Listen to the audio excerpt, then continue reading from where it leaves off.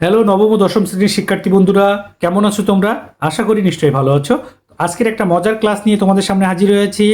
কিভাবে ত্রিকোণমিতির ভয় তোমাদের ভিতর থেকে দূর হবে। তো চলো, ক্যালকুলেটরের সাহায্যে ত্রিকোণমিতির এমসিকিউগুলো আমরা খুব সহজেই সমাধান করে ফেলবো। তো আজকের ক্লাসটা একটু মনোযোগ দিয়ে দেখবে এবং ক্লাসটা যদি ভালো লাগে অবশ্যই তোমার বন্ধুদের সাথে শেয়ার করে দিবে। তাহলে চলো, আমরা এখন কিন্তু খুব সহজেই ক্যালকুলেটরে এই ম্যাথটা তুলবো। দেখো, এটা তুলতে গেলে তোমাদের কিছু কাজ করা লাগবে। সেটা হচ্ছে, আমরা এখানে যে এক্সটা দেওয়া রয়েছে, এই এক্সটাকে আমরা থিটা ধরে নেব এখানে, ঠিক আছে, বা ধরে নেব। এইখানে যে চলকটা দেয়া থাকবে সেইটাকে আমরা এক্স হিসাবে নেব। তো এখন আমরা একটু তুলে নিচ্ছি। তাহলে দেখো, এখানে রয়েছে হচ্ছে কজ এ মাইনাস সাইন এ। আচ্ছা, এই ভাগ আকারের চিহ্নটা আমরা দিয়ে দিলাম। তাহলে উপরে আছে কি, কজ এই আলফা চেপে এক্স দেব, এটা ব্র্যাকেটের মধ্যে রাখলাম কজ এ। তারপরে কি আছে, মাইনাস, এই যে মাইনাস চিহ্নটা দিলাম। তারপরে কি আছে, সাইন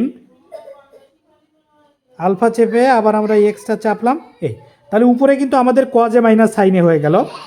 এই রিপ্লাই নিচে চাপ দিয়ে আমরা নিচে চলে আসব।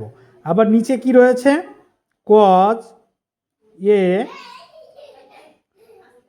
প্লাস সাইন, আবার আলফা চেপে আবার এক্স নিলাম সাইনে।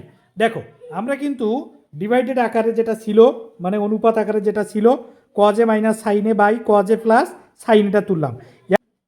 দেখো, এই রিপ্লাই ডান পাশে চাপ দিয়ে আমাদের অ্যারো বারটা কিন্তু, রিপ্লাই ডান পাশে চাপ দিয়ে অ্যারো বারটা কিন্তু ডানে নিতে হবে।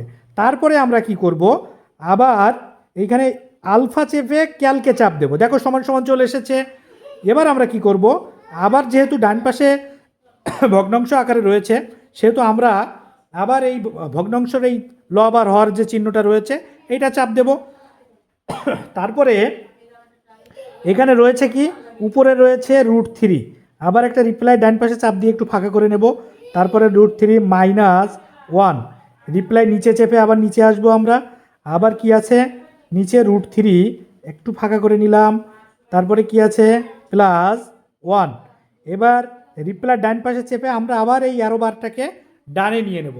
দেখো, এখন কিন্তু টোটাল যে ম্যাথটা আমাদের এখানে ছিল, 20 দাগের যে ম্যাথটা ছিল, এই 20 দাগ। এবার বন্ধুরা আমরা কি করব, দেখো, এখন আমরা এই শিফটে চাপ দেব, দিয়ে ক্যালকে চাপ দেব। দেখো এসেছে কি, সলভ ফর এক্স, কি এসেছে, সলভ ফর এক্স। তো এর পরের আমাদের যে কাজটা, আমরা এই সমান সমানে চাপ দেব। দেখো, এই সমান সমানে চাপ দিলাম, দিলে আমাদের কিন্তু কিছুক্ষণ ফাঁকা দেখাচ্ছে ডিসপ্লেটা। তো চিন্তার কিছু নেই, কিছুক্ষণ পরেই কিন্তু আমাদের কাঙ্ক্ষিত উত্তর চলে আসবে। দেখো, বলতে বলতেই আমাদের কিন্তু এই ম্যাথের যে সমাধান যেটা ছিল এর মান, সেই এর মানটা কিন্তু চলে এসেছে 30 ডিগ্রি। তো খুব সহজেই আমরা ক্যালকুলেটর ব্যবহার করে এই ধরনের ম্যাথগুলোকে সলভ করে ফেলতে পারবো। তো পরীক্ষার হলে ত্রিকোণমিতি নিয়ে আর কোনো টেনশানে থাকার দরকার নাই। যদি তোমাদের ভিডিওটা ভালো লেগে থাকে অবশ্যই শেয়ার করে বন্ধুদের মাঝে ছড়িয়ে দিবে, অপরকে দেখার সুযোগ করে দিবে, যাতে এই ত্রিকোণমিতির ভয় আর তোমাদের না থাকে। ধন্যবাদ সকলকে, ভালো থাকবে।